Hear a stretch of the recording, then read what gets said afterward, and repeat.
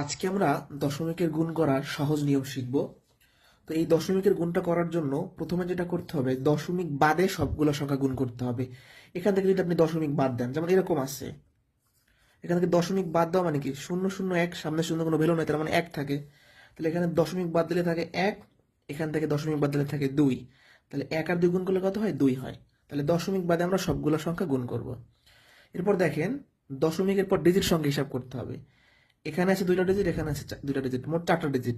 অর্থাৎ প্রশ্নে দশমিকের পর যে কয়টা ডিজিট আছে, উত্তরেও সেই কয় ঘর আগে দশমিক হবে। চারটা আছে, তাহলে চার ঘর আগে দশমিক, এক ঘর, দুই ঘর, তিন ঘর, চার ঘর, দশমিক।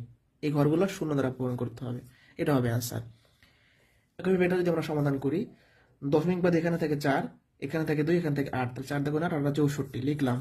এখানে এক ডিজিট, এখানে দুই ডিজিট, তিন, তিন দুই পাঁচ। প্রশ্নে দশমিকের পর পাঁচটা ডিজিট আছে, উত্তরে পাঁচ ঘর আগে দশমিক হবে। এক ঘর, দুই ঘর, তিন ঘর, চার ঘর, পাঁচ ঘর, দশমিক। এগুলো শূন্য দ্বারা পূরণ করতে হবে। এই দশমিকের গুণটার উত্তর কি হবে তা আপনারা এই পদ্ধতিতে করে কমেন্ট বক্সে জানিয়ে দেবেন। নিয়মটা হচ্ছে দশমিক বাদে সবগুলো সংখ্যা গুণ করতে হবে।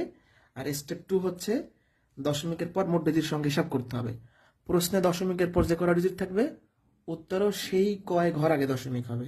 দেখেন এখানে ডিজিট ছিল কয়টা? পাঁচটা, তাহলে উত্তরও পাঁচ ঘর আগে দশমিক হয়েছে।